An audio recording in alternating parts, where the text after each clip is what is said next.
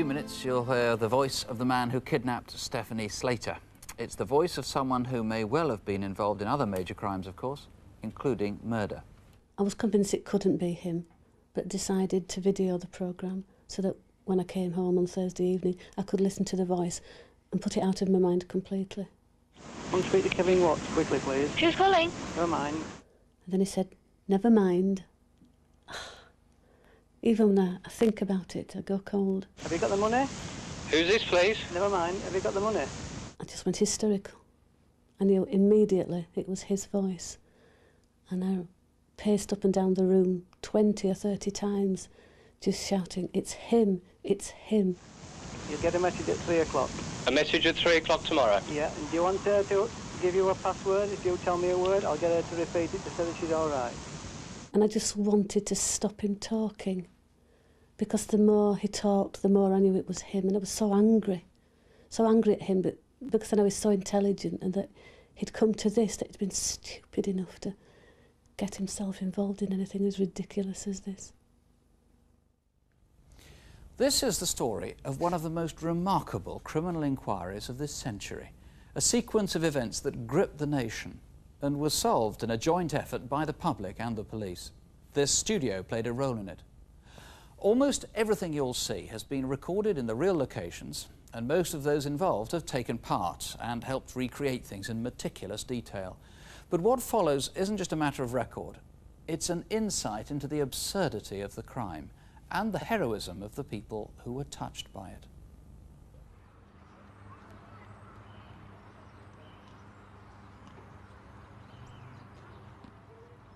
On Friday the 12th of July 1991, a man in Gipton, Leeds, received a weird and unexpected letter from his girlfriend.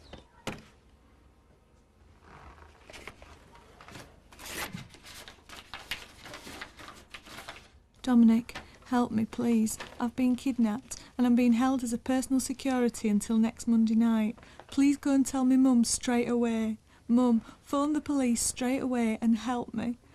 I've not eaten anything, but I have been offered food. Feeling a bit sick, but I'm drinking 2 cups of tea per day. Mum, Dominic, help me. Love you all. Julie. I couldn't understand the letter. It didn't make sense. Oh, would kidnap Julie, and who'd want her for ransom? Because I thought I'd have got a letter saying I want so many thousands of pounds. It just didn't make sense. It was all in a whirl. Are you sure this is your daughter's handwriting? The signature is. The way she signed Julie definitely is. But the way it's written, it's not like her at all. She wouldn't talk about things like personal security. Right, first thing, let's get some details. What's your daughter's name? Julie. Julie Dart. Just went all over. Went everywhere looking for her. Must have covered Leeds, I don't know how many times. You know, on a night we'd go in pubs again. Even not in photographs. You know, saying, have you seen Julie Dart? Do you know Julie Dart? You know, people say, oh yeah, know Julie. Have you seen her? No, we haven't seen her for about a week. That same Friday, there was a letter addressed to Leeds City Police, a force that's been called West Yorkshire for almost 20 years. It says a prostitute has been kidnapped from the Chapeltown area and she'll be killed if a ransom of £140,000 isn't paid by, would you believe it, the Leeds City Police. But I thought I'd better check anyway to see if you'd had any girls reported missing. The letter threatened to firebomb a city centre store, as well as murdering the kidnapped prostitute. Since Chapeltown was mentioned, it was taken first to the Vice Squad there. At around the same time, though coincidentally and so far unconnected, the letter from Julie Dart was dispatched there too. Julie had recently told people she worked nights at a hospital, but inquiries had revealed they'd never heard of her. On a detective's hunch, the Vice Squad was consulted on the Julie Dart inquiry too. The link between the 2 letters was made at Chapeltown Police Station. They were both postmarked Huntingdon and were sent on the same day. Although Julie wasn't known to the Vice Squad, witnesses had been found who had seen her working in the red light area. It was at that point that we realised that the letters had to be taken seriously. Do you remember the code word? Yeah, it's smack. OK, now when he calls, just try to get proof of life, and if he approaches you, just hand him the money. Is that clear? Yeah. The Regional Crime Squad ran an operation precisely as the letter instructed. Next Tuesday, 16th of July, A WPC will drive to Birmingham New Street Station with the money and await a phone call at the phone terminal in the waiting room on platform 9. She must wear a lightish blue skirt with the money in a shoulder bag. Courier now arriving at location. She must be there by 6 p.m. and await the call at 7 p.m. She will then be given the location of the next phone call.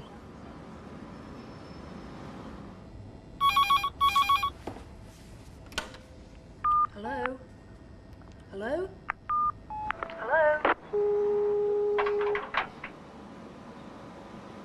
The courier's replaced the receiver. The courier waited for 20 minutes, but there were no further phone calls, so the operation was abandoned. We'd done everything that the blackmailer had asked, and all we could do now was to wait for him to make the next move.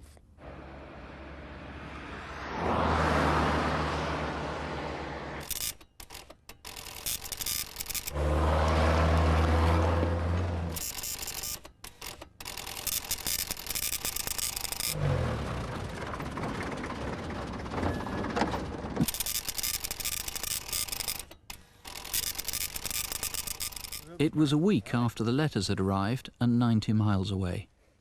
The body, found by farmers tied in a sheet, was badly decomposed, but by the next day it was identified as Julie. She'd been dumped beside a long-abandoned railway line. Her body was carefully removed to Grantham for examination by a pathologist, Professor Stephen Jones. My preliminary examination of the body did not reveal a positive cause of death. There were some injuries to the scalp. There was one at the back of the scalp, and there was one to the left, above the left ear. And underneath that injury, there was a fracture of the skull. Now, these injuries were consistent with being caused by an instrument such as a hammer, but they were by no means convincing causes of death. The body's wrapping provided 2 important clues for forensic scientists at Wetherby. When we took tapings from the sheet, we recovered a lot of extraneous fibres, in particular yellow wool and brown nylon fibres, which looked to have come from a mustard-coloured carpet. The rope was unusual, not a colour commonly found or used in this country, and when I examined it under the microscope, I was able to pick off fibres similar to those which we'd recovered from the sheet. And in particular, there were some tufts of fibres that appeared to have come from the same mustard-coloured carpet, and it appeared most likely that they would have been transferred when the body was being wrapped up. So if the police could find where this had happened, then hopefully we'll be able to find a source for the mustard-coloured carpet fibres and hence provide a significant forensic link. Words will never be able to express my regret that Julie Dart had to be killed, but I did warn what would happen if anything went wrong. I still require the same monies as before, and if you want to avoid any further prostitutes' lives, place an ad in the personal column of the Sun to read, "Let's try again for Julie's sake." In the letter there were details of how Julie had died. 3 blows to the back of the head and strangled. Strangulation had not been released to the press, but when the pathologist looked again at the body, he confirmed that's how Julie had died, so there was no doubt that the writer of the letter was the killer and was prepared to kill again.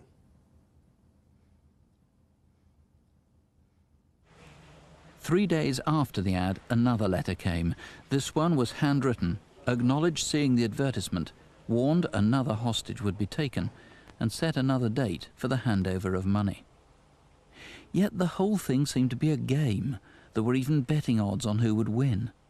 In a bid to understand the killer more, detectives sought advice from a psychologist. The body was found here, the village of Easton near Grantham, on the 19th of July, alongside a disused railway track which leads to the A1 running north. Right.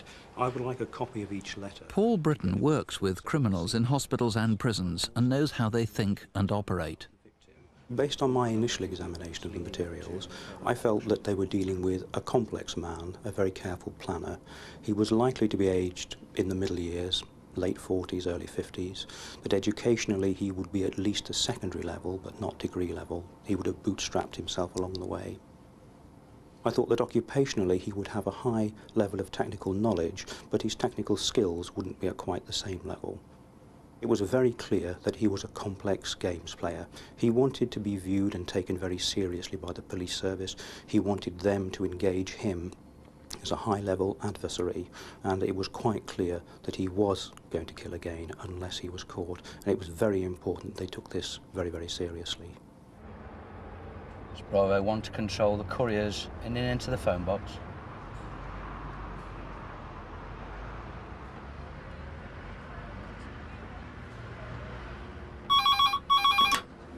Hello, Julie speaking. It's a message being received.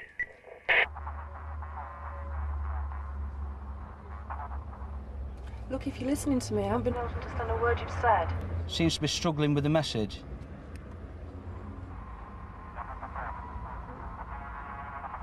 When the telephone call came through, I immediately realised it was a tape recording. And because of the background noise, I just couldn't understand what was being said. And the only word that I could make out was services. I was extremely frustrated and obviously very concerned as well for the fact that this man had obviously killed once. And because I had not got the instructions, there was every chance that he might kill again. We have received another letter, this one postmarked Coventry. It says, "No go last night, was not free Monday afternoon for makeup to get hostage Monday evening. Your WPC should have been able to hear. I've tried it on an extension." It then goes on. "Next week I will definitely be free all Monday and Tuesday, so we'll have no problem with hostage or incendiary. Bye, ring Tuesday."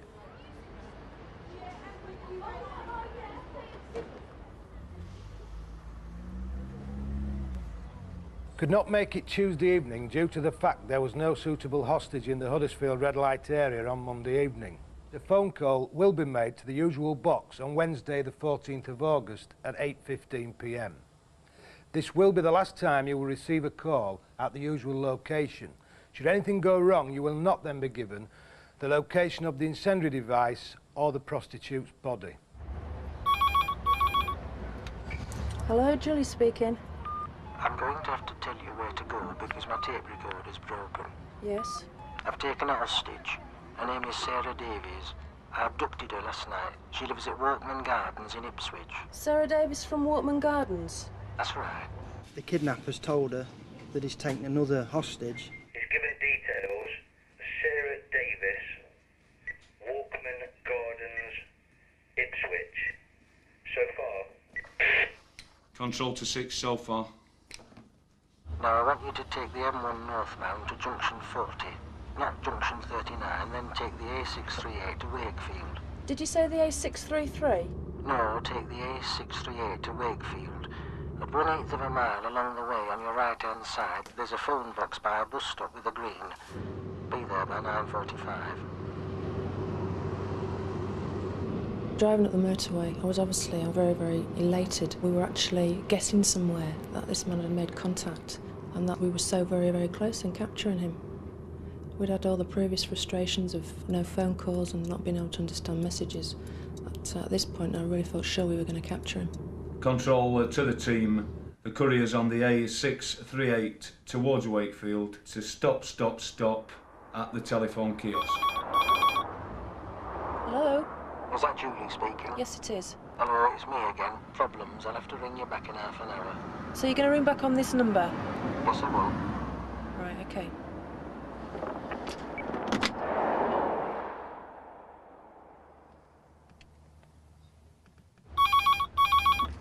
Hello? Hello? Hello?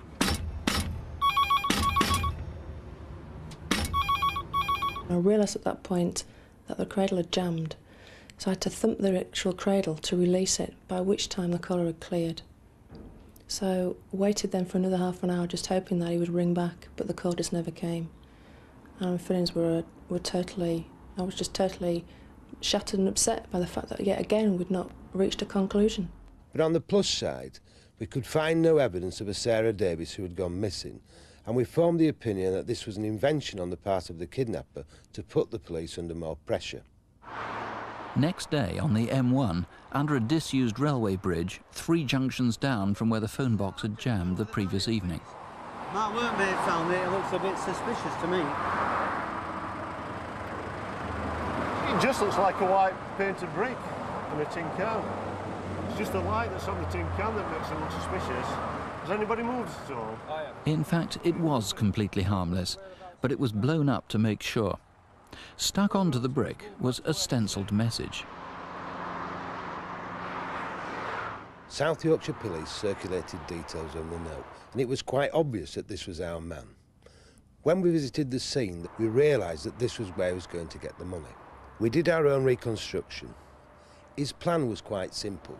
At the first bridge, the WPC would read the note. It told her to place the device on the dashboard of the car and drive to the second bridge. He was going to stand on top of the bridge and lower a dog lead for the WPC to attach the bundle of money to. He was then going to haul the money up and make good his escape from the lane at the top of the embankment. In the very first letter, the kidnapper had drawn a picture of a bundle with a loop attached and mentioned attaching a dog lead. 10 days later, in Barnsley, on the Dodworth Road that leads to the M1, this man, Alan Moore, went to ring a friend.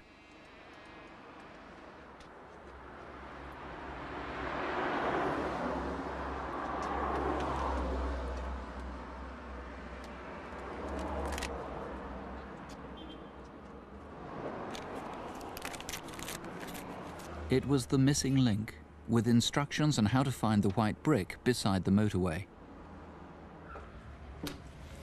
Hello there. Hiya, some lettuce for you. Thank you.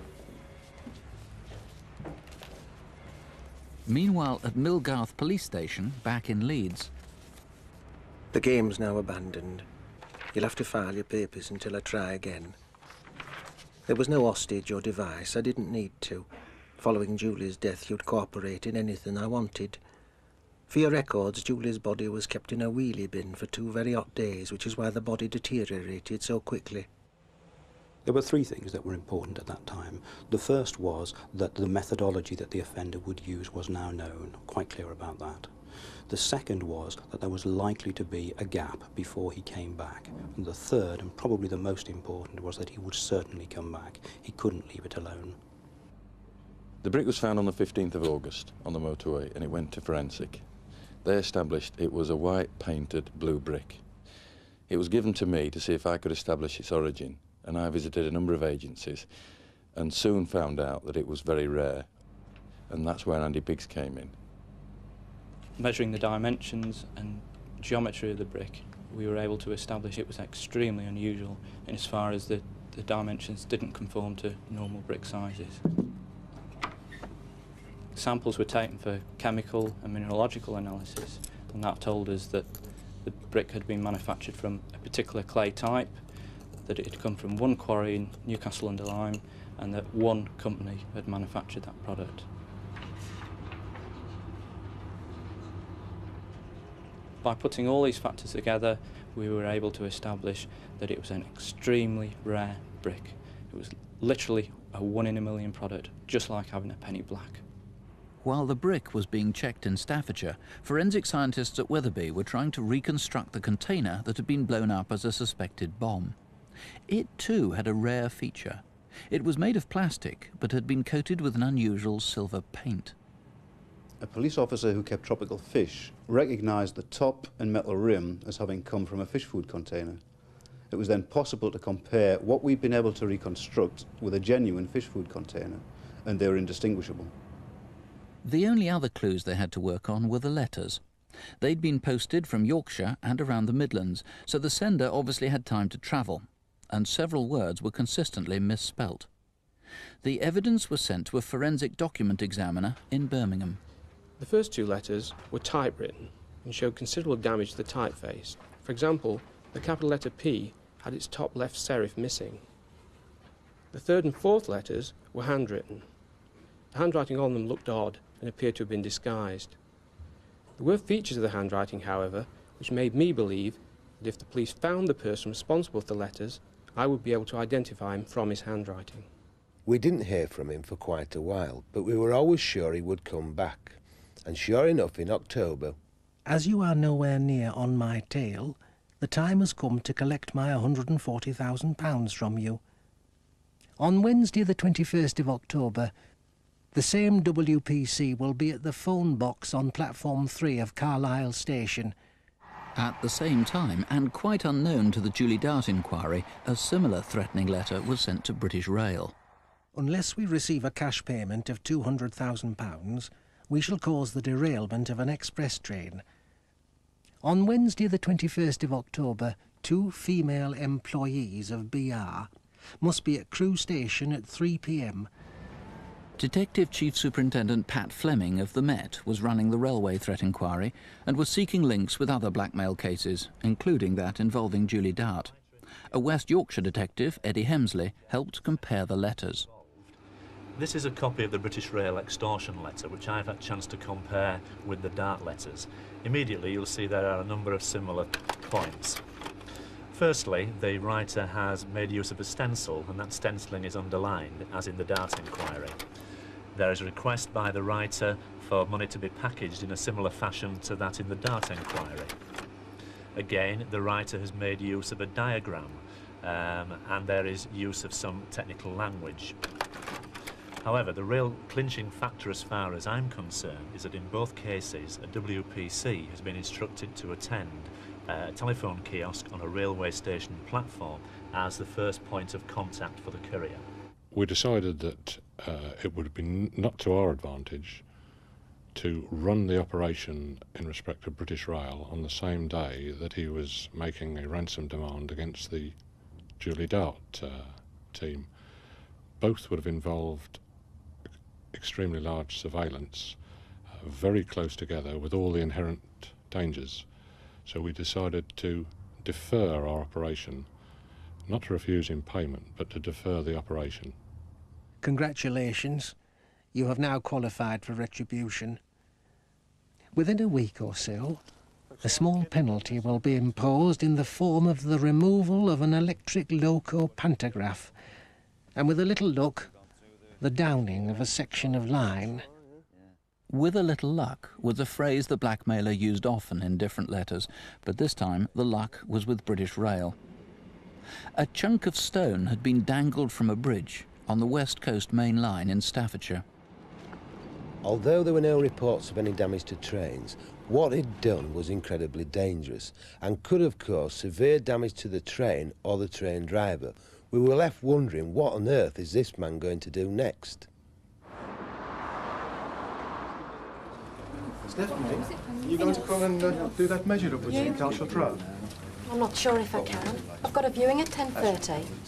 Oh, is that the house in Turnberry Road? Yeah, that's right. 153. For that chap who was on the phone last week. Oh, yeah. Well, shall I come and do the measure up with you, Kevin? Is that okay, Steph? Yeah, fine. I'll see you later. Okay, then. Well, we better get moving. See you later. See you later.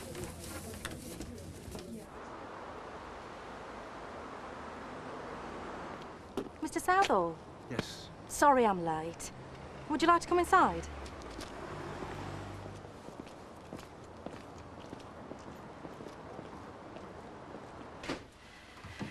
This is the living room. There are French windows leading off into the garden and a back door in the kitchen. Have you got the key to the back door? No, sorry, I didn't bring them with me. Would you like to see upstairs? Yes, please. Is all upstairs double glazed? Yes, I think so. Has the house ever been rented out? I'm really not sure. Because it's a shame tenants never look after a property. What's that up there?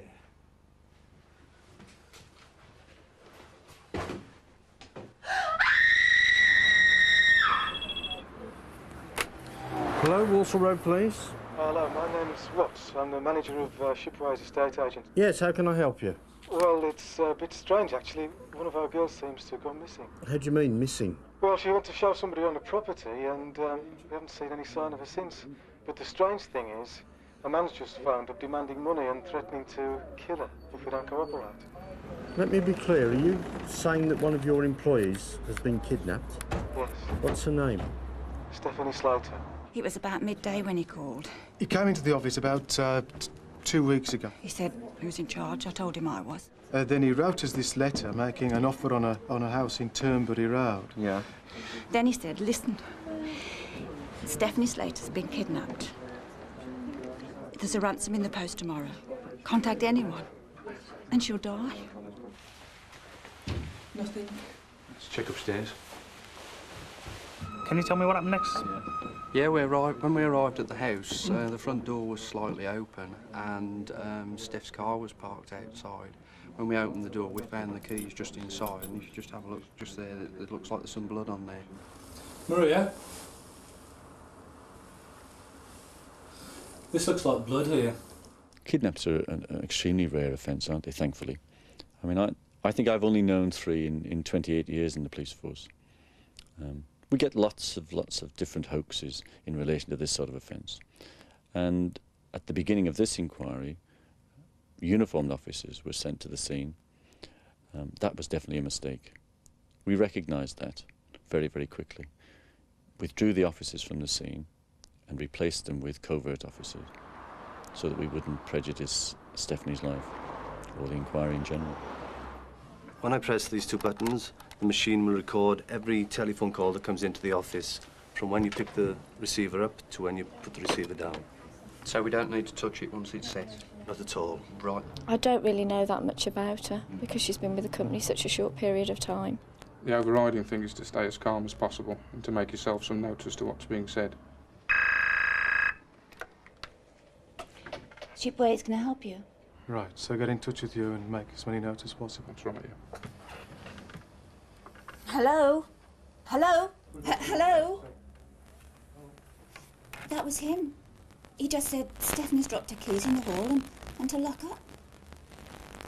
There have now been 2 telephone calls from the kidnapper to Shipway's estate agents, and it appears he is prepared to negotiate. We can therefore only presume that Stephanie, at this time, is alive and well. Her employers, Shipways, are working with us 100% and have agreed to put up the ransom money. The press have been informed and have agreed not to publish anything until Stephanie is found safe and alive. It is vital that we do not alert the kidnapper that we are involved. I must re-emphasise to you that Stephanie's life may depend on this. The kidnapper had warned there'd be instructions in the post. It's the bag that covers Water Road. To give themselves precious extra hours, detectives got rare consent to intercept the mail for Shipways.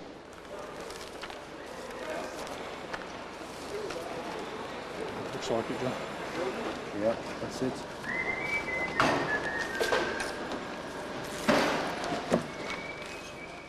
This is Stephanie Slater. The time is 11:45. I can assure you I'm okay and unharmed.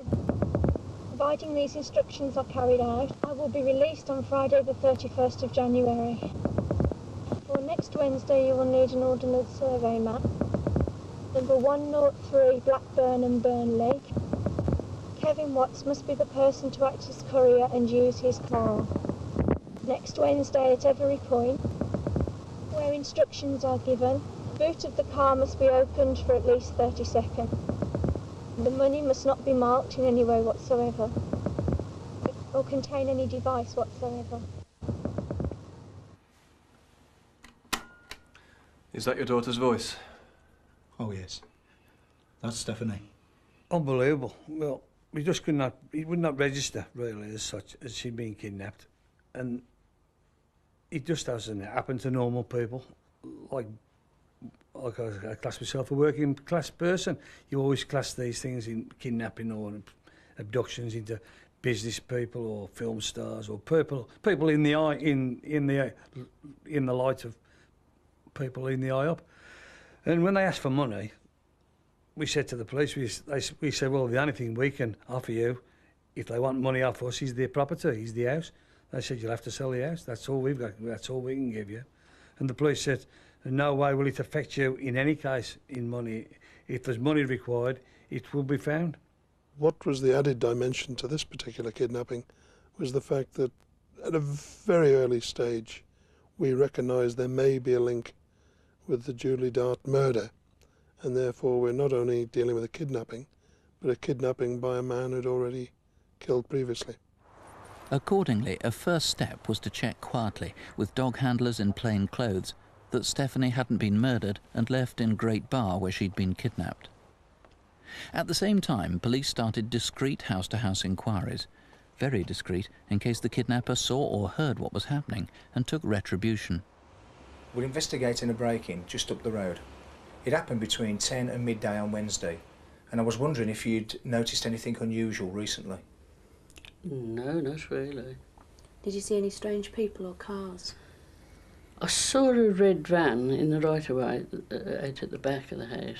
It was revving up and half turning, and I saw a sign on the side which said blocked and broken drains. I was wondering what, who'd got the drains broke. On the way to the shops, I saw a man standing outside 153. On the way back from the shops, I noticed he was still there. He was quite sure of himself until he noticed I was actually watching him. He didn't want me to see his face. How would you describe the man? Early 50s, about 5'2". He was wearing a coat. On the left-hand side of the coat, he had a badge. There were many inquiries going on.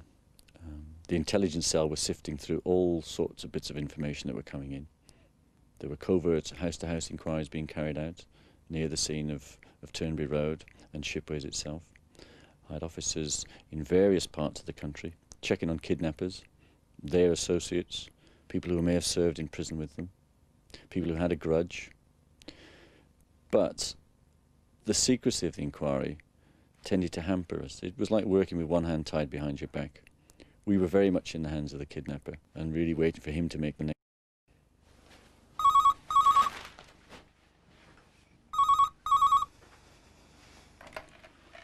Okay, Warren, take your time. Hello, Slaters? Mr. Slater? It is. Just listen. Hello, Stephanie here. Steph? Is They that you? want me to make a message to you, just to let you know that I'm all right. I'm unharmed. I happened to see West Bromwich Albion lost yesterday to Swansea 3-2. I want you to know I love you and not to worry too much. And whatever the outcome, I'll always love you. Look after the cat for me.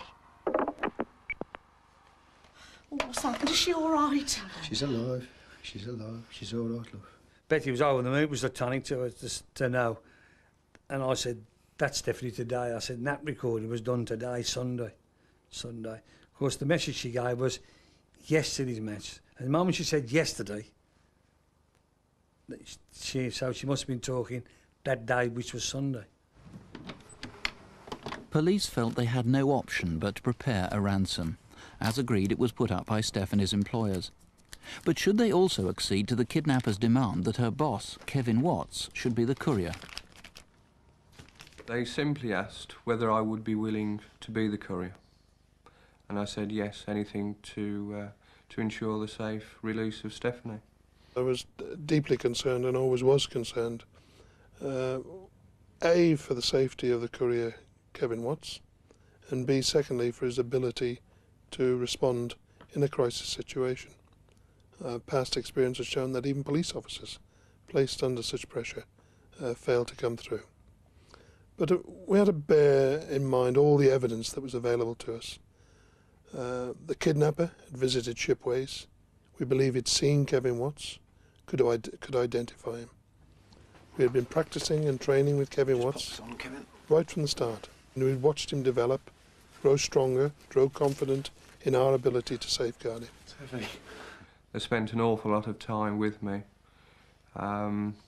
coaching me, putting me really in the right mental frame of mind to cope with the stresses and strains that I would endure during that evening. We have a plan involving up to 1,000 police officers. We'll use number 1 and number 3 regional crime squads, as well as our own. As you know, he's pointed us in the direction of Blackburn and Burnley, but we know he's got links with Yorkshire and with Lincolnshire. So we need to be prepared to travel anywhere in the country, particularly the north. If we use Watts as the courier, he'll have a microphone and we'll keep him under surveillance wherever he travels. What about the final drop-off point, Mick? What options can you give us there? There are only 2 options. The first one is to arrest him as he drops the money off. The second, and a very risky one, is to keep him under surveillance in the hope that we can then recover the money, arrest him and release Stephanie Slater. But that's a tremendous risk. But we have to remember, 99% certain this man has already killed once, and we should arrest him at the earliest opportunity. Okay, we'll take him at the drop.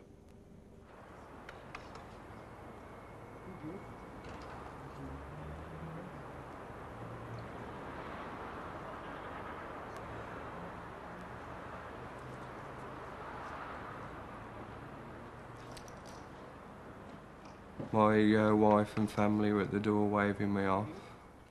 I wrote the letters in the air, "I love you," to my wife. It never crossed my mind that I wouldn't see my wife again. I had every confidence that the police on the evening, as well as myself, would make sure that I returned safely. I shut the door and I burst into tears. I just cried. And then I heard the children upstairs, so I had to pick myself up and carry on. Kevin Watts is going to deliver the money later today. He's at this very moment waiting to find out exactly where he's going to be sent. You officers here will be with me, and you must be prepared to travel anywhere in the country. Hello? Hello, Kevin Watts? Speaking. Have you got it? Yes, I have. You go to Glossop Station. Glossop. Could you spell that, please? Glossop, west of Manchester. West of Manchester. There's a telephone box inside the entrance hall, only one. Telephone box inside entrance hall. And you'll get a further message at 7 o'clock. 7 p.m. If anything goes wrong and you don't make it there, I want you there as soon as you can. Okay. If anything goes wrong, you ring your office up. It's an hour and a half journey and it's sunny. I'm in Glossop now and it's sunny here. You get there for 7 o'clock. Okay. Kevin Watts is on the way. Number 1 and number 3 regional crime squad control rooms are up and running. We're just waiting to see what happens. Which route's he taking? Presently going up the M6 towards Manchester. The teams were all standing by at Nechel's Green Police Station, all ready to go at a minute's notice. I mean, you could actually taste the tenseness in the officers' faces. I mean, the atmosphere was absolutely electric. Courier's vehicle now arriving at Glossop Station.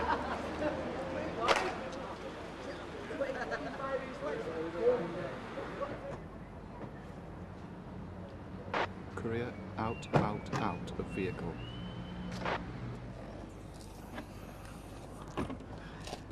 How am I going to get home? How do you mean? My indicators have broken down and I don't know what to do. I don't know. I suppose I'll just have to use hand signals. I've been told that I may be approached by people by way of a test. So at that time, in view of the fact that it was such an unusual type of conversation, something you wouldn't come across at all in a normal day, I thought that quite possibly that she was involved with it. And it threw me completely. Kevin Watts. Yes? You leave the station, go right, go down to the crossroads. You'll see a telephone box. Inside you'll find a message underneath the parcel shelf, which will contain instructions. Courier's receiving a call now. Receive control. Yes, thanks for that, 3-4. Get on to Nechel's Fill and update them with that, will you? Yes, sir. Kevin has driven to Glossop. He's received a telephone call there, which has directed him down to another telephone box about 200 yards away down the road, where he's been told he'll receive a written message. Got the route. Says take B6105, which is the road outside the station, uphill, it's the road up there, and continue until joining I628. Over the top of the Pennines to Yorkshire, just southwest of Barnsley, he's to turn right on the 629 and find another message in a telephone box about 1.5 miles down that road. Stay in car, enter box at exactly 7:40 p.m. Warning, enter box is only times given. At some time you'll be observed. It's the courier's been sent to Dodsworth, which is near Barnsley. He's got to go to a phone box at 4 Lanes End. We're with him. It's imperative that there's no other police action or any police presence in that area. When I left the main town centre, within 1 minute, fog came down and I just couldn't see further than 5 or 6 feet in front of the car.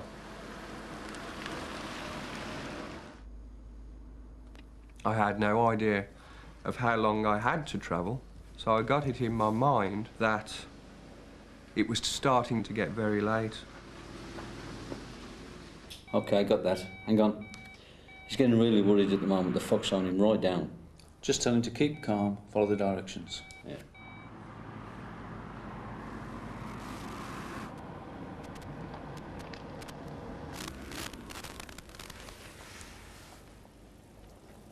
The courier has arrived at the telephone kiosk, 4 Lane End, but we've got problems with communications and he's breaking up. Receive control.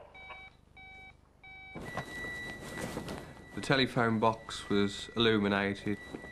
It was very isolated. There was fog swirling around it. I decided that I would get into the box and out as quickly as possible.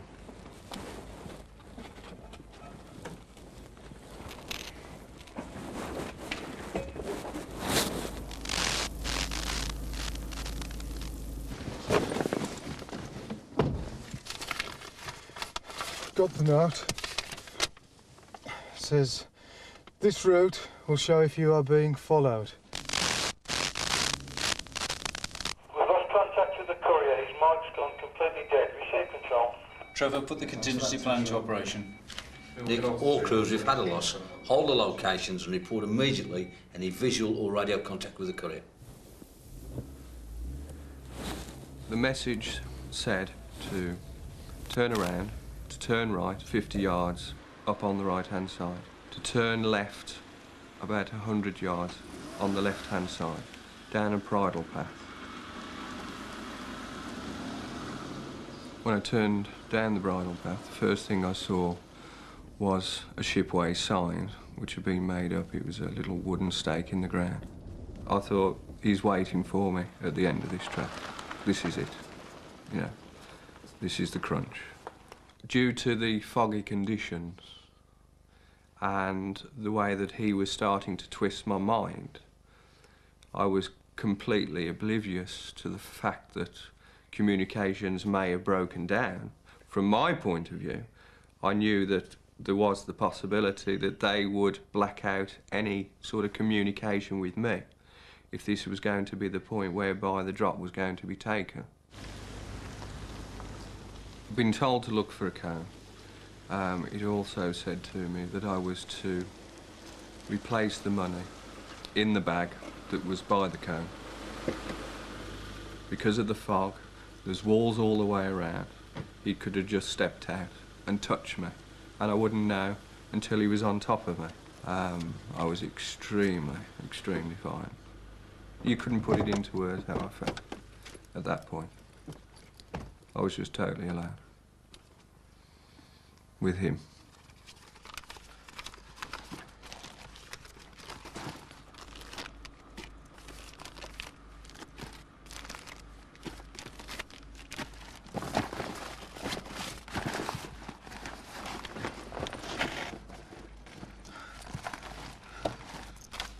This message says, go to end of line, turn left back to roundabout, A6289, turn right, phone box 3.5 miles, LHS. Oh, left-hand side. Message typed under shelf, 15 minutes allowed. Started to carry on down the road, and the walls then started to get higher. And in the middle of the bridle path was a cone asking me to stop. Look.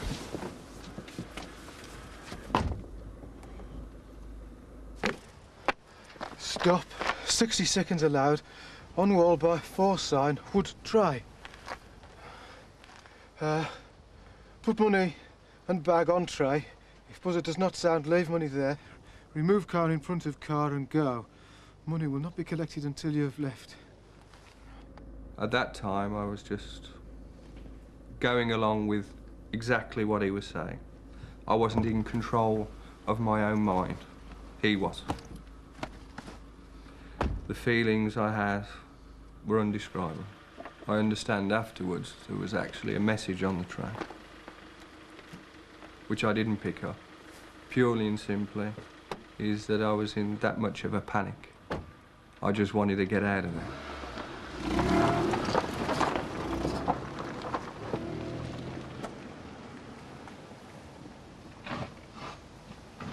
Everything had been going well until we had the technical breakdown with the microphone. We lost Kevin for a short period, a crucial time. When we found him again, we realised the money had been dropped. I think at that particular time, knowing the money had been dropped, thinking that the kidnapper had then probably escaped, and the realisation that we still didn't know whether Stephanie was going to be released was safe, was probably one of the worst moments of my career. There was a tremendous desire to flood the area with police officers. To do that would have caused tremendous risk to Stephanie. Our original plan had been to give him no excuse to kill Stephanie, and we stuck to that original plan. Well, when I arrived at Warren and Betty's house, I soon became aware that things hadn't gone as well as we would have hoped, and it was obvious it was going to be a difficult evening. There would need to be a lot of reassurance and support given to Warren and Betty, and I was sort of preparing myself for that.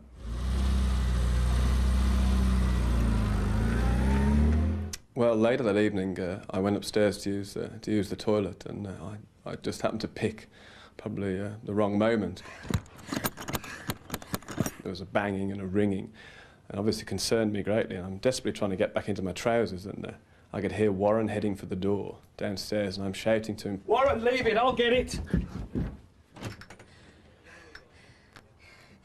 Is this...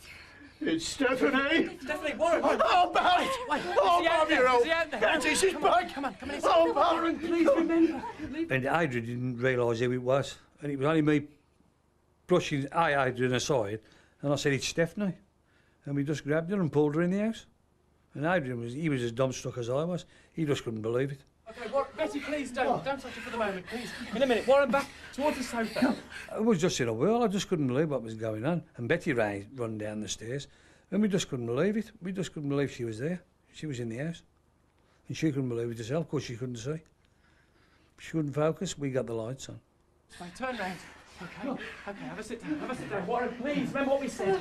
Okay, Stephanie, Betty, please, don't touch her, just for the moment. You can in a minute. You could hear the relief in their voices, and they just wanted to hold their daughter. And as I sort of shepherded her into the house, I'm desperately trying to say to them, "Look, I know you want to hug her, but please can you leave it for a little while, because we obviously wanted to recover her clothing for any examination later on." And she was pinching herself. Just digging in me. She was putting her nails, and that was really going in. And that was, she just couldn't believe she was home. She was just making sure. Even then, she couldn't believe she was in the house, you know. Stephanie was physically okay, but as was planned, was taken for the sake of peace and quiet to a private hospital where she could be cared for and debriefed.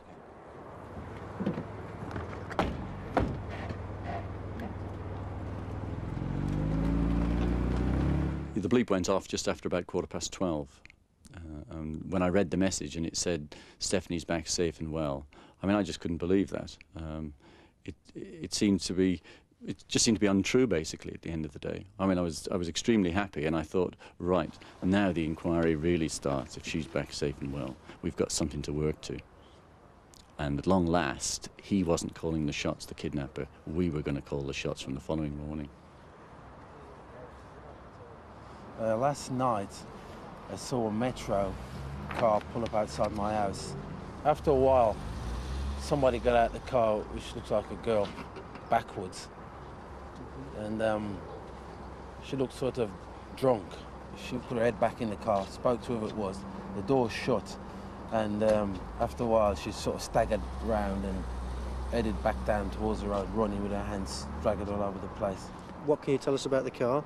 I can tell you a lot because I'm a paint sprayer. It was a vermilion red in colour, which is an orangey red. And it was a Metro, you said? Metro, mini Metro, yes, of the early type Metro. No, that's what we got. Police had found where Kevin Watts had dropped the money. The walls Kevin had seen round him in the fog turned out to be the parapets of a railway bridge. The extortionist had been below on the bed of an abandoned railway line known as the Dove Valley Trail. It runs to another bridge 3 miles away, the one where in the Julie Dart case the painted brick and strange container had been found. Here again they found a dummy device with silver paint on it. This time though, instead of a plan to hoist the money up, a length of washing line was used to pull it down. The kidnapper of the estate agent Stephanie Slater is one of Britain's most dangerous men, according to the policemen leading the hunt for him. They're combining their search with that for the killer of Leeds teenager Julie Dart because of similarities in the two cases. If you ask me on a scale of 10, I would say 9 out of 10, I'm sure they're linked. The news blackout had ended, and Tom Cook then took over the huge combined inquiry. He quickly decided not to give the journalists his strongest clue, at least not yet, the tapes of the kidnapper's voice. There were lessons from the Yorkshire Ripper case. Thousands of names might be suggested by members of the public. Suspects would need to be prioritised. First, detectives had to talk to Stephanie, discover gently all the tiny details she could give, and build a checklist in preparation for a big appeal. 3 WPCs had been well trained for the at times emotional debriefing. He bound my hands and legs with something like washing line. And he blindfolded me and gagged me. And then he guided me out to his car. During the journey, he made me lie in the passenger seat with a rope across my neck and a coat over my head. And he also held a knife against my stomach. Sometime in the evening, the car turned off the road onto a dirt track, which seemed to slope down, and at the bottom it bore to the right. I was really disorientated, but I remember the car stopping, and then... No screaming. Not that anybody's going to hear you out here.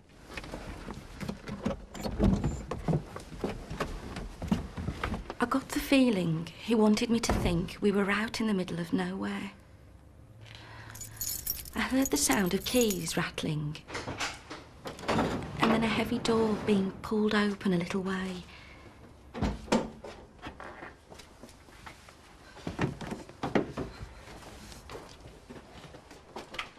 I remember as I entered the building, the surface of the floor changed from loose dirt to stone. I was convinced I was going to die inside that building. You're all right. Keep walking.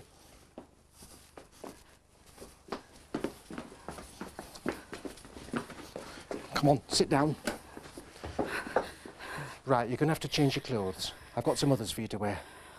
He gave me a pullover and a cardigan, a pair of denim jeans, and an old pair of socks to put on. Then he gave me back my boots, and he put a sock on each of my hands to protect me from the pressure of the handcuffs. Then he asked if I would like fish and chips for my tea. I wasn't hungry, but I thought I ought to eat something, so I said I liked chips, and he told me to be quiet and went out. Did you hear him drive away? I don't think so. I'm pretty sure he didn't use his car. Can you remember how long he was gone? I would say about 10, 15 minutes. When he came back, he manoeuvred me onto a mattress and gave me the chips. Steph, this might sound really trivial, but it's really important that we know as much about those chips as is possible. Well, they were definitely chip shop chips. And they were very hot. Is that all you want? I'm not hungry. You don't want any more? No. I hope you're not claustrophobic. No, not really. Right, you're going to bed now. Come on. Lie down. That's it. Now shuffle into this hole. Imagine it's a sleeping bag. That's it. Push yourself forward. Go on, go on. I can't get down anymore. You should be able to. I can get down it. There are boulders above you, and if you pull on them, they'll fall down and crush you. So keep still. When I open this door, I want to see the gag and the blindfold still on you. Quick. I can't understand why you're so calm. But I wasn't. I was terrified. And that night, I was in such terrible pain, all up my back. And it was cold, so bitterly cold. And all through the night, I kept seeing things in my mind. I'm not normally a religious person, but I even saw an image of Christ in front of me. I thought I was dying. At one point, I thought I was dead. Steph is an extraordinary woman, and she was extremely easy to interview, very cooperative, and her recall ability was unbelievable. She was able to remember things in such detail and with such accuracy, and her story never wavered throughout. Steph, can you try and remember what happened the next morning? If it gets too much, just say and we'll stop. I remember waking to the sound of a radio. A few minutes later, he arrived and came to get me out of the box. I could hardly move. I was in so much pain. And I think he was genuinely surprised to find me in such a terrible state.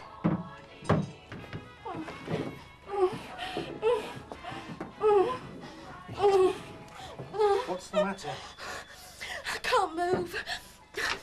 I can't move my arms.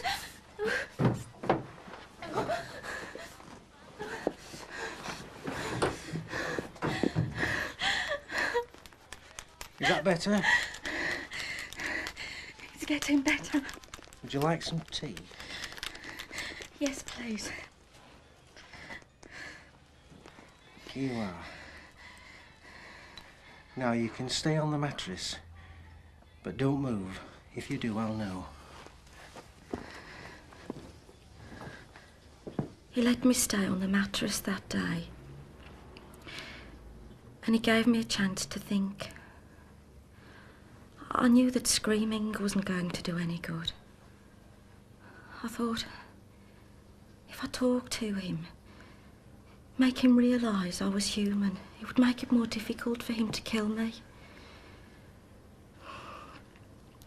I was determined to try. It was my best chance of staying alive. And after that, he was always very calm and seemed to trust me. Stephanie Slater is very lucky to be alive. If it hadn't been for her temperament, I think she could have very well been killed. She didn't panic. She was compliant. She did as she was told by the kidnapper. In due course, she became extremely important to him as a person, and I think that that's what kept her alive. So much so that I was able to advise the investigating officers that after her release, there was a very good chance that the offender would try to make some sort of contact, either with her or with other people involved in the investigation. A letter from the man who says he kidnapped estate agent Stephanie Slater has been received by the BBC. In it, the kidnapper expresses deep remorse over Stephanie's ordeal, but says he was not responsible for the murder of Julie Dart. We felt, and I discussed it with Paul Britton, and he felt that there would be a possibility that he would seek to make contact again in some way. So we then had to cover that possibility, and it wasn't just in physical security of her home, but obviously in terms of giving her protection while she was moving about in case he tried to take the opportunity perhaps of approaching her in the local supermarket or whatever. Steph, let's talk about your last day in captivity. I need to know exactly what happened. In the morning, he told me that this was going to be the day of the drop, and that afterwards I'd be free. Am I definitely going home today? Yes. I'm going out now. I've got a lot of calls to make and things to do. When will you be back? Sometime between 8 and 9 this evening, and then you'll be free. Right, take your blindfold off, but keep your eyes closed. I want a picture to remember you by. Then he put me back in the box. That day seemed to go on forever. And by 9, when he wasn't back, I began to get frantic. I thought something must have gone wrong. He's not coming back. Nobody knows I'm here. I'm going to die. I struggled, but I couldn't get free. So I decided I wasn't going to starve to death. I thought, I'll commit suicide. I'll suffocate myself with a pillow. Then, at about 11:15, I heard him coming back.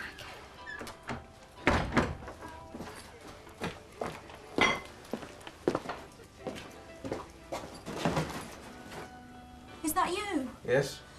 Did you get the money? Yes? Oh, please, let me out of here. I'm coming. Did everything go all right? Is it all okay? Yes, except my mate fell off his bike 3 times because of the weather. Can I go? Are you going to take me home now? And then he put me in the car at about 11:15, and we drove back to Birmingham. Steph, let's talk about his mate. Were you ever aware of him? He did mention him a couple of times, but I was only ever in contact with one man. The information that was coming from was absolutely vital. The officers, after it had been analysed by the intelligence cell, were in receipt of that information as quickly as we could get it to them. They were like bits of a jigsaw puzzle that were painting a picture. She was absolutely brilliant. In the morning, he would arrive at about 8 o'clock. I could tell because the radio always switched itself on at about this time. It was on all day long, always on Radio 2. She remembers having porridge because it was cooked in a microwave, and she remembers distinctly the ping when During the day, I could hear banging and hammering. Occasionally, I heard people visiting. He was very interested in railways, and he had a train badge on one of his jackets. And there was a telephone in the premises. Although it only rang 2 or 3 times, she was certain it was an old-fashioned one. Wooden beams on the ceiling, and from time to time, I heard a bell which sounded like it could have come from an old-fashioned cash register. Police have issued an artist's impression of the kidnapper of the Birmingham estate agent Stephanie Slater. The clue offered by police is an impression of a railway badge worn on the man's jacket. The car was seen in street lights and has been identified by a witness as an old-style Metro, perhaps 10 or 12 years old, which was vermilion And red. after many hours of interviews, Stephanie Slater has provided detectives with a wealth of valuable With information. Stephanie's debriefing over, preparations had been made to put the jigsaw clues together for the public in a considered package, with new information from Stephanie herself, the psychologist's profile of the offender, the times he'd been away from home, and finally, the biggest clue of all. On BBC Crimewatch this evening, we will also be releasing a tape of the man's voice. Copies of that tape will be available from the police headquarters here at Lloyd House at 9:30 p.m. tonight, at the same time as it is made available on Crimewatch. I had a special feeling in the fact that, if you like, this was our main chance. You've got a massive inquiry. We'd had a long investigation in relation to Julie's murder, which you could regard as one bite of the cherry. There'd been the kidnap and the ransom drop, which you can regard as a second bite of the cherry in relation to Stephanie Slater. And we got nowhere with those, and if you like, this was perhaps our third bite at the cherry. Good evening. Tonight, once again... The package that was going out on Crimewatch, really we had to be very optimistic that we were going to get a result. Our incident room number hadn't been given out, so I wasn't expecting a call particularly to Millgarth Incident Room. But of course I knew that there would be a very high volume of calls going to Birmingham and to the overflow facility at Bradford.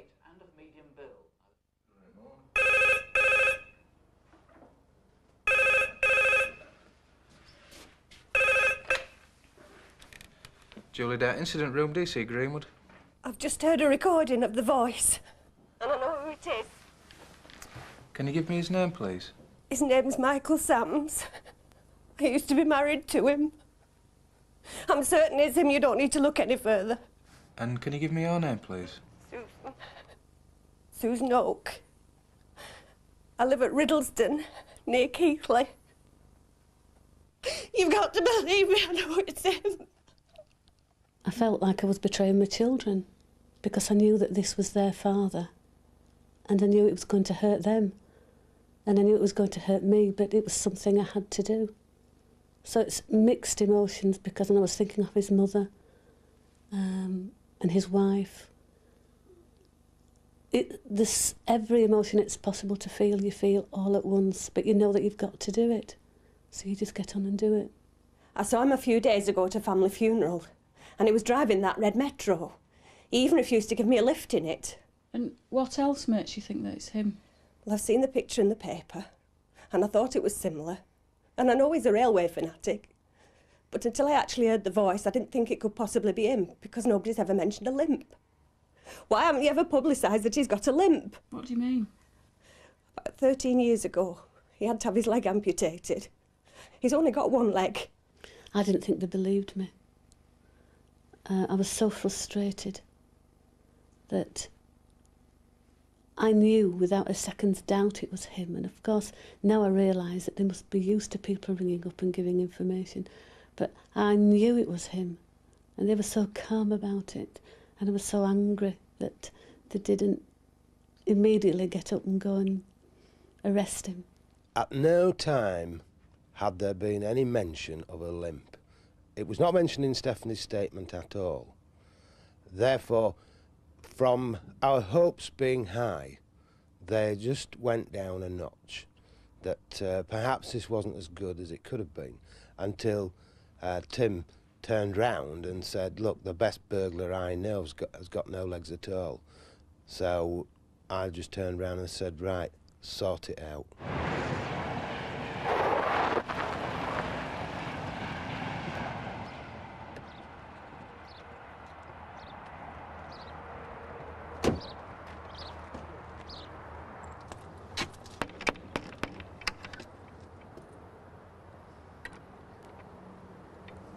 Hello? Mrs. Sams? Yeah. From the West Yorkshire Police, sorry to bother you. Oh, you're here about the Crimewatch programme, aren't you? You said you might call. Well, because of the Metro. Is your husband in? No, he's at his work. Where does he work? At T&M Tools in Newark. As we were talking, I saw masses of railway memorabilia. There was a motorcycle, there was a fish tank. It all pointed to the fact this could well be our man. We raced into Newark, hoping that she hadn't warned him. We didn't want him to escape, we didn't want him to dispose of any evidence. The first thing we noticed was the sloping path down to his workshop. The Metro was parked nearby. There was a sign saying T&M Tools, it was stencilled, and then of course there was the big sliding doors on the heavy metal runners.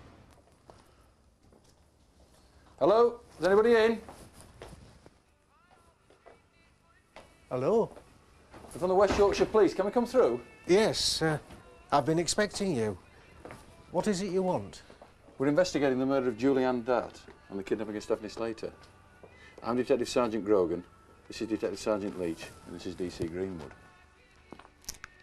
As soon as we walked in, we noticed everything that Stephanie mentioned in her statement.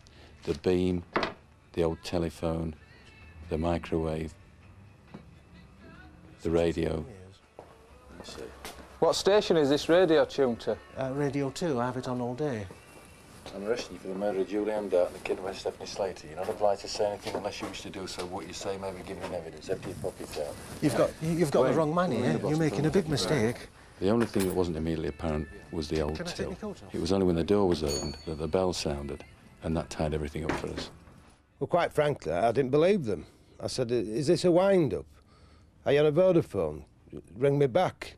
I needed time to think, really, and when Tim Grogan rang me back a short time later, he went through the points, and then I was convinced. I want you to wait out in the holding area. Will you go with this officer, and I'll speak to you later.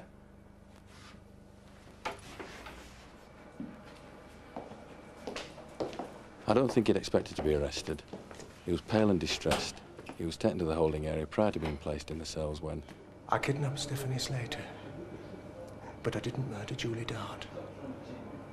You'll find £19,000 at the workshop with my confession. Well, the important thing was that at that stage I'd got to get that reply onto the detention sheet, and I'd got to get Sams to sign it, and I'd got to get him to make the same admission to the sergeant as he'd made to me. I understand that you've just said something to Sergeant Grogan. Are you prepared to repeat to me what you've just told him? I've done the kidnapping, but I've not done the murder. I promised Stephanie that she'd go home, and she did. Police at Newark in Nottinghamshire are questioning a man about the kidnapping of the Birmingham estate agent Stephanie Slater. His arrest followed the broadcast of a recording of the kidnapper's voice on the BBC last night. I parked my car, then took the bike and drove back to the drop site. When I got there, I took my bike down the embankment. I was late and I slipped as I went down. Then I waited under the bridge for Watts to arrive. What time was this? About 8 o'clock. I was worried because I promised Stephanie I'd be back by 9. What happened then? I waited under the bridge. I could hear Watts' car. He was late too. I was right underneath when he put the money in the wooden drawer. Then I heard him go. For a few minutes, I did nothing. There was absolute silence.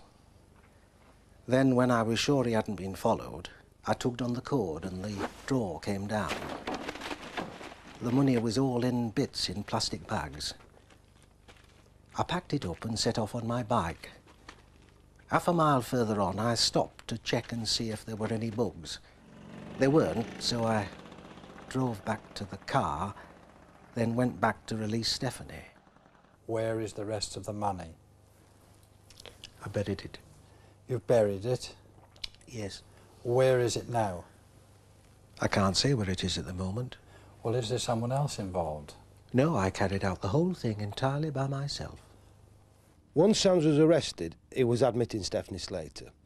But apart from similar fact evidence, we had no hard evidence against him for the Julie Dart murder. And we had to, as a matter of urgency, make inquiries amongst his family, his friends, associates, and try and connect him with some of our lines of inquiry. OK, Cal, would you like to start by telling us when you first met Michael Sams? I met Michael in about 1972 when he approached me to sell double glazing for him. But what kind of man was Sams? In 1974, 75, 76, he was a quiet man, never bothered with anybody really except his wife and family. Worked 16 hours a day. I found him to be a nice guy. He also sort of had another side to him, and that's one of the reasons I've rung you. He always admired people like the great train robbers, Nielsen, master criminals in effect, but always thought that he could do it better. He always thought that he could commit the perfect crime. Did Sams ever discuss with you how he would commit that perfect crime? Well, actually, one day while we were in the cellars at Oakfield, he was messing about with the model railway that he had. On the way up, I asked him if he wanted the room on the right rendering. He said, no, that's for the hostage. I said, you know, hostage. He then went on to explain that he had a perfect kidnap plot, and that's where the hostage was going to be kept. We watched the Crimewatch programme together. When the picture came on, he said that could have been me 10 years ago. Did he say anything when they played the voice? He just said it sounded like a Lincolnshire accent. I said to him, you've got a metro and you live near a railway line. It's a good job you got a tin leg.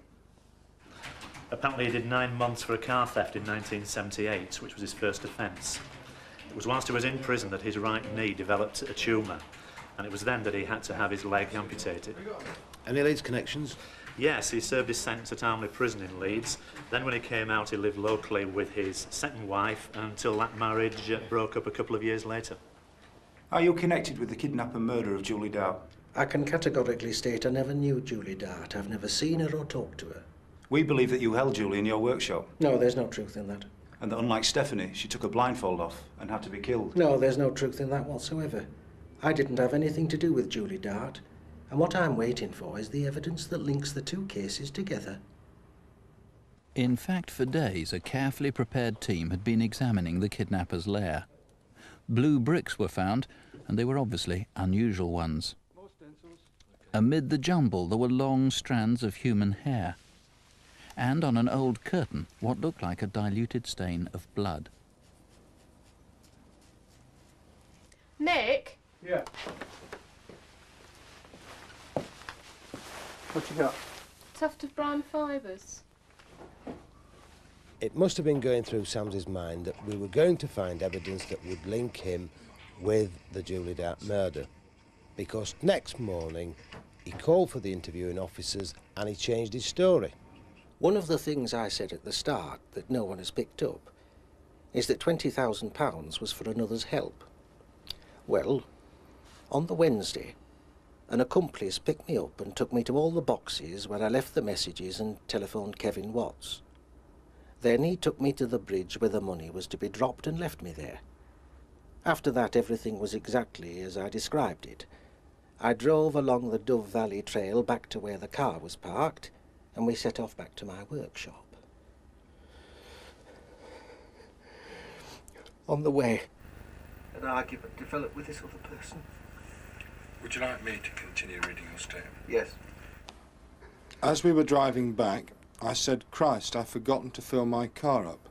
I won't make it to Birmingham and back. My partner replied, what the hell are you on about? We're going to kill her now and I'll dispose of the body.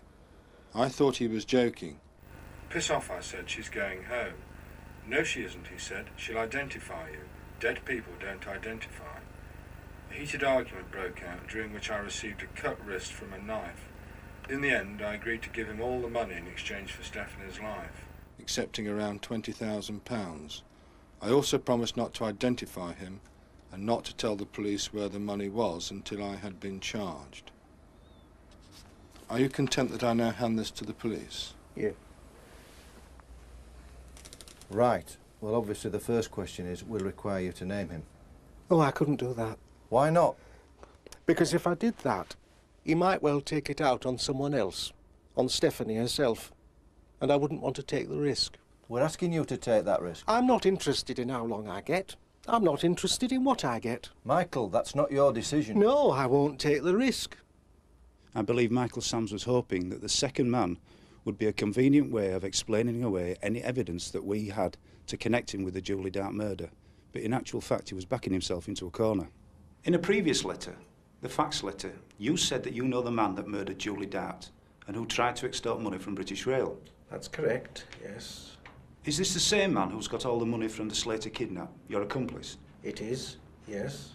But you've always said that these cases could never be linked with the Stephanie Slater case. You've always been adamant about that. Yes. But now you're saying the cases are linked. Now they can be linked. Because you say so. That's it. Before, he hadn't been prepared to answer any direct questions about the Julie Dart murder. But in linking the cases himself, he'd backed down. It proved to be a very important admission. There was a certain arrogance about the way that he spoke. He exuded a sense of sort of superiority. He wouldn't accept facts that were presented to him unless it came from an expert. And that soon became the area which we concentrated on. We identified hair found in the workshop which could have come from Stephanie Slater, but also some hairs which could have come from Julie Dart. We also found a watery blood stain on the bottom of a curtain which appeared to have soaked into the curtain when someone was trying to clean up.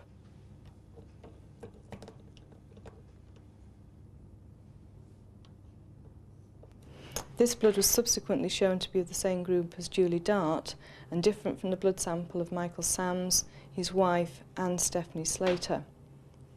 We also found from the workshop some mustard-coloured tufts of carpet fibres which were at the laboratory shown to be indistinguishable from the fibres and tufts that we'd recovered earlier from the sheet and the rope which had been used to wrap up the body of Julie Dart.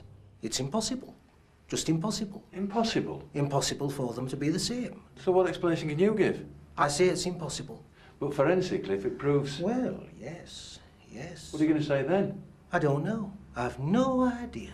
And then perhaps you're going to start... No, I'm not going to change my story one bit. But that's exactly what he did. He would go away, think about it, realise he couldn't get away with the explanation in court, come back, present some explanation which usually involved the other man, and he did that time and time again. I'm going to ask you again. Can you explain to me how carpet fibres found in your workshop are identical to fibres found on the rope and on the sheet in which Julie's body was found?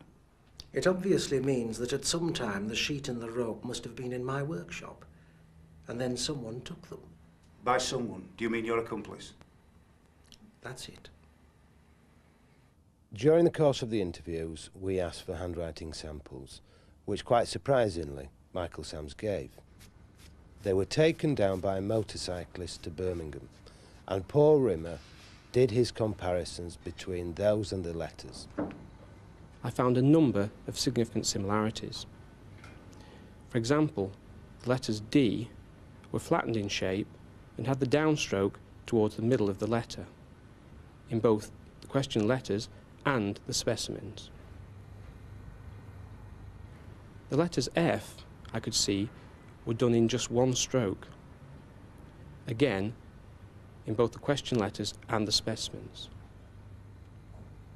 And the G's had a characteristic S shape. From these similarities and others I found, I was certain that Michael Sams had written the letters in the Julie Dart case. You will remember yesterday morning you supplied me with samples of your handwriting. I did. Those samples have been examined by a forensic scientist, and it is his opinion that you wrote the York letter and the Coventry letter. Well, I thought that's what you were going to lead up to, but I definitely didn't write them. I'll always maintain that. The forensic scientist is a handwriting expert. No, I'm sorry. He's examined them and said you wrote them. Well, if he's right, he's right. But I say I didn't. There are also 14 identical spelling mistakes. How do you account for that? I've no explanation at all. No explanation at all? No. Coincidence? Coincidence. And once again, Sams went away and thought about it and came back and changed his story. Have you had any more thoughts on the 3 handwritten letters that we showed you? Yes. Well, I did write them. I told you a lie. So you did write those letters? Yes, I did. I was used. He made me write them. He was using me for a pillock. But why did you do it? It seemed like a good idea at the time. But you must have known he killed someone. It's in the letters you now admit you wrote. What difference does that make? Doesn't the cold-blooded murder of a young girl have any effect on you? No. I'd never like to think that I'd killed her in my mind. I'd not like to think that. I don't care what the rest of the world thinks. An important part of the game that Michael Sams was playing was to create an image of himself that was very positive, rather like the Raffles sort of offender. Now, the person who had committed the brutal murder of Julie Dart and this sort of abduction clearly didn't fit with that, and so he created someone else, a dustbin, if you like, into which he could attribute all of these unacceptable characteristics of himself. The evidence against Sams was overwhelming, but what was outstanding was the money. Sams had claimed that the other man had the money. If we could find the money, it would destroy his defence once and for all. The theory of finding the money was based on 2 central facts. One, that he buried it alone, and secondly, that at some stage, Sams, because it was all part of a game, would tell us and give us clues. Sams always denied burying the money at the side of his house. There was a hole there. He said he prepared the hole, but he never used it, because the other man didn't want it to be buried there. Once you discounted the other man, then Sams had no reason not to bury it there. I think what happened then was, as pressure increased with the release of the photo fit, the release of the Red Metro and his voice was going to be released, Sams knew that at some stage he was going to be visited.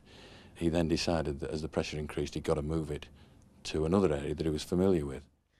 The question was, where he moved the money to. Ironically, it was Michael Sams who pointed us in the right direction.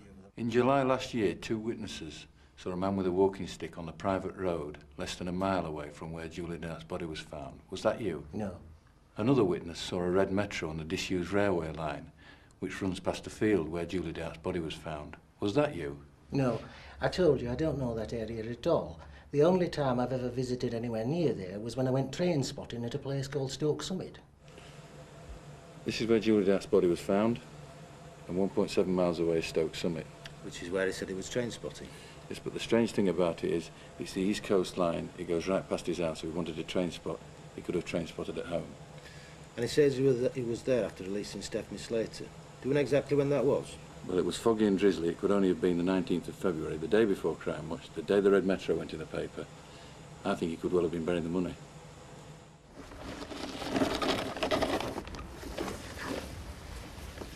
Alan, you've just gone over a target. Mark it, move on to the next line. OK, we've got a target here. Right, gentlemen, will you dig there, please? The search began on the Tuesday. We'd identified a number of likely points, working on the principle that he would have to have a fixed point, a tree, a post or something, to be able to identify where he'd buried it. Nothing was found on the Tuesday. On the Wednesday, generally people were flagging. That was the last day that we'd booked the ground probing radar. We knew we hadn't much time left, and I think hopes of finding it were fading. Starter blind. OK, you've just gone over the target there. Very large target there, just below the surface. There's a bit of dimension to this one. Different to the others we've seen. Gentlemen, will you come across here, please, and dig on the mark? Right, end line. And after a very short period of time, up went the shout. Found it, sir! Found it! I think we've got it! Right, OK, let's have a look.